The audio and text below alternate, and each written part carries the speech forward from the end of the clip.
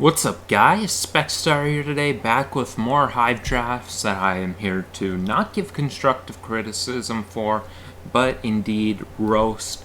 And this time we've got the second from the bottom division, which is Kakuna. And starting off here on the first draft, we have Robin. Of course, he's got the Mega Camel, because somehow someone always convinces himself it's not garbage. Even though it is. It's 4 times weak, and it's slow, and it's easy to prep for, and simply not good like people think it is. He has an interesting theme here. Half the team's weak to ground. I guess that's a nice little theme team, but at least he has the Staraptor, so, all good on that front. And of course, when in doubt, there's always Scarfair / to flinch some teams down. Next up, here we got my man Shiny Spam, not to be confused with Shiny Ben, who's a different person. And here we've got a team that is basically the most dangerous webs team I've ever seen that did not have webs. It's about the most quintessential webs team you can see there. You got Zerkatry, Volcanion, a Defiant user, just no webs. I guess he might have forgot that. He had to be the guy here who takes Volcanion. That mon almost never gets drafted, but he had to be the guy here because he seemed to think he was drafting a webs team and then just forgot the webs user. Low-key, I kind of like it, though. I kind of like the Hazard stack with the Mega Sharpedo, but still, it's a webs team without webs. Alright, next up here, we've got Jarrett. Some have called him the GOAT. And it looks like the man started drafting in round 3, because I don't see the round 1 or round 2 Pokemon here. Seemingly, he drafted this team thinking about how he's going to beat a water mono. He's got Manaphy, Toxicroak, Zapdos, and then he got the Sceptile Bulu Core. Plus, his ground type is the water compaction user. Looks like mono water is what he had in mind when he started drafting this team in the 3rd round. And he definitely went to town checking off the speed tiers between Bulu and Manaphy, because between Bulu at, what is it? Probably like 75 for its speed tier. You then have Toxicroak, you have Arcanine, you have Necrozma, of course the Manaphy, Zapdos. Really went to town in there, getting that speed tier covered. I guess that's something he was thinking about. And last but not least here, we've got Rampage on this row. And Rampage has an interesting Weavile Medicham Mega Team. A lot of times people get that Weavile and then the Psychic Fighting Mega, and then they think, well, I got things covered here, I don't have to draft too solidly anymore. And that's the prevailing idea I've definitely seen manifest itself.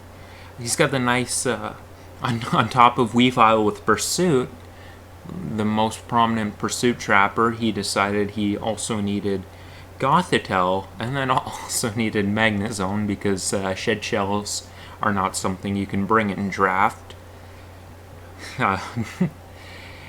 And yeah, you definitely need Magnezone because Medicham doesn't already deter every fighting type your opponent has. But you know what? I gotta give a little bit of props because I like Comfey in drafts, so he gets points for having Comfey. Let's move down here. Does that look right? No, I'll push it down a bit. There we go. We have got Beefree's team here. And good old Beefree has got... Let me find my notes. He has got a Stalkor that makes me want to vomit here. The Clef, Mega Aggron, and Blissey. I think his plan there is just to make people want to click X instead of playing the game. and and he gets the Kyurem Black to pair around that, and that is basically his offense, his breakers, all of it there in that one Pokemon. And when you have Kyuubi in the stall core, but the real win con is just always Clefable clicking Cosmic Power. That's what I see there. Oh, and when you have Mega Aggron and you also need another Mega Aggron, so you go ahead and grab Rhydon, which is basically the same mon, just a lot worse. We've got a blue Pickle here with an interesting Torn T team. You know, Torn T for when you want a tier 1, but you don't really want a tier 1. And when you have the best grass in the game in Tangrowth, but you also want the worst grass in the game, so you take a Whimsicott. That's a nice core there. But you know what? The thing when I look at this team and I see Tangrowth, Slowking, and Tornadus Therian, all I can hear is Ian having just the most gross orgasm of his life. The only way Ian would like this team more is if it had Alomomola. And then you got the Mega Ampharos here, which, you know, when you got a fat core so strong that you don't need a good Mega, that's when Ampharos comes in. And then next up here, we got my good pal, my friend, my buddy Zern. How could I even roast on my buddy? Oh, Hoopa-U. What is that, 140 point Hoopa-U? Aloe, Hippo. We get it, buddy. Stockpiling physically defensive walls. Scizor, Mew, Alomomola, Licky, Hippowdon. We get it, bruh. Fizzdy walls. And I see the Mienshao Alomomola. That's not how a regen core works, my friend. You need to have one of the regen mons, or both of them actually, be something that can take a hit, not one being a flimsy Mienshao. But at least he's got the nice Volbeat there for the added bulk on top of the rest of the mons there. You know, functionally this could be the weirdest stall team I've seen in my days. Hoopa-U stall. You know, I think I've seen shit like that back when everyone was using Hoopa-U in Gen 6, back when they were convinced it was a good Pokemon. Remember that, when they thought it was good? Long time ago. Long time ago. Next up, we've got the Toxispecs alum, my buddy, AJ. And AJ, he went for the nice Tapu Fini Azumarill core. Because when you got one water fairy that's bulky in tier 1, what else do you need? Another water fairy that's bulky in tier 1. We got another attempt at making Tornadus I an integral part of the team. And I'm sure, just like all the other attempts everyone's made, it will be unsuccessful. But of course you got Victini, because AJ is gonna AJ. That was maybe the least surprising thing of the whole draft. Let's move it on down. Oh, what am I doing scrolling down like that? I just have to scroll down on the website. Here we go. Next up we got my buddy Doogie here. And Doogie, he's a smart one here. He was trying to figure out how to not get me to roast his team. He was the one guy who got the team trying to make me not do that, because he's got Latias, which most people don't know is my favorite Pokemon, Greninja, which I think is a very quality round 2 pick, and then he's got Piloswine, which I love, and Electros, which I have some fond memories of, and he knows this. And he put up a valiant attempt, I will say, to make me not want to roast him, but I still will, because there's a Crobat, which I don't like, and an Aerodactyl, which people only really take if they're desperate to cover that speed tier, which he already has, and get a Rocker, which he already has a better one of, so not a fan there. But hey, at least he gets to go for the Sky Strike with that, because when you need to click a Z move, no brains, just go ahead and click the Sky Strike. Easiest way to claim one, right? We see the Mega Mawile. Many people think it's busted. Many people then 2 months later realize it's not good after they use it. Well, it's good, it's just not that good. Not good like people think it is. Next up here, we've got my boy Saint Hilly. And he seemed to grab the impenetrable core of Landorus, Therian, Toxapex, Alakazam, and Terrakion. And then it got to his head and he thought, how can I screw it up now? And he tried. He gave it a little bit of an effort there, getting both Steelix and Gramble, which are just crappy low tier options that are wannabe Toxapexes. And then he's got Silvally, which is, fun fact, the only Pokemon that's mediocre at every type. Next up here, we've got Shiny Ben, not to be confused with Shiny Spam. And Shiny Ben is going to need some top tier ghosting to make Serp as the only real tier 1 work. He's got Gastrodon, Miltank, Nidoqueen, and what's the other mon? Skarmory, because, what are redundancies? Not a thing. A lot of people know, a lot of people don't know that Shiny Ben, he is a large weeb, and he is such a weeb that he selected both Gardevoir and Gallade because he just wanted to ship them. And next up here, we've got Silent but Deadly, also known as Money Guy. I just want to say, for everyone watching, happy birthday to Money Guy.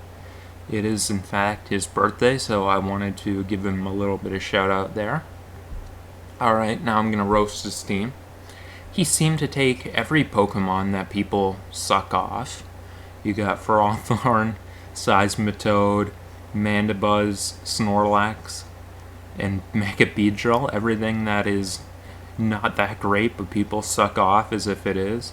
You know, I take that back. Seismitoad is that great, but the rest get sucked off as if they're great and aren't. He's got we see that he's got Chandelure as the only breaker on the team, with Mega Beedrill, the cleaner. I guess Chandelure is going to have to put in work. If anyone's going to do it, it's Silent but Deadly here. Time to scroll down here.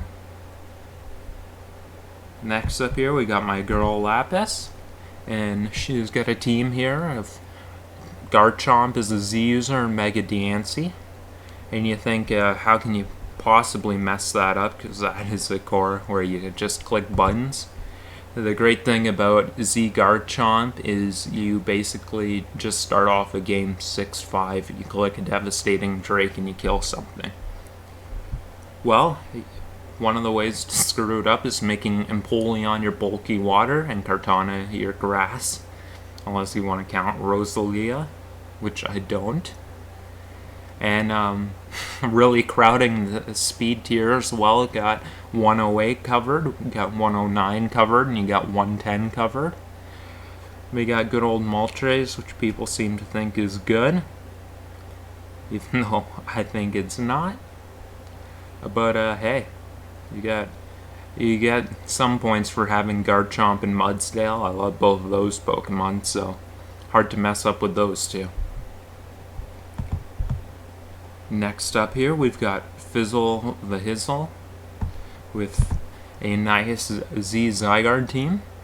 And he seemed to think that with the Zygarde Lopunny, he could no longer do any wrong. So he built what is either a really weird Trick Room team or what is just a really slow normal team. Not sure which. You know, what do you need on a team with Rotom Wash, Swampert? And what do you need on a team with Rotom Wash and Swampert? Coolfish. So you get two bulky waters that set hazards and one that defogs. That's a powerful core there. Clearly the man is banking on Zygarde breaking and then Lop just clicking a button. That seems to be the whole strategy of the team. Next up here, we've got Inverse. I gotta give props for the Zero Aura always. That's a Pokemon worth giving props for. One of the hottest mons in the format. You know what? When I look at this team, I can see his thought process playing out. He's like, oh, I gotta stack all these 4 times weaknesses. And then at some point, he gets paranoid. He's like, Porygon 2 to take every hit. And that is what he's done there. I see, and I'm looking at a very nice Gligar Zygarde 10% core. That's something, ain't it? The 2 Pokemon that just dropped to an Ice Beam. And you know what happens when you see Cryogonal on a team? You know what that means. Someone at the end of the draft was desperate to fill needs in the speed tier and hazard control. Ice switch him, and Cryogonal is what happens. A Pokemon which checks off a lot of boxes in paper, on paper I mean, and in the game does nothing. And last but not least here, we've got Destin with a team that shows he knows what's up. You click Sky Strike and that's all you gotta do. That's how you win the game. He's got quite the Sky Strike boner there. Looks like he tried to draft a Landorus Therian team without Landorus Therian. Just grab Ments, it's the same thing. Vaporeon, definitely going to hold up, is the only real Ice Beam switching on the team. Unless you count Delphox, which anything weak to rocks, it's not a switch into anything. And yeah, well, that's our drafts here for Kakuna. Let me know what you guys think here. And if you guys want to see this for Beedrill and Mega Bee, drop some likes. And Narth, give me some honey, Narth. I want honey. Give me the honey. 20 honey. I need it. I want it. I deserve it. Bye.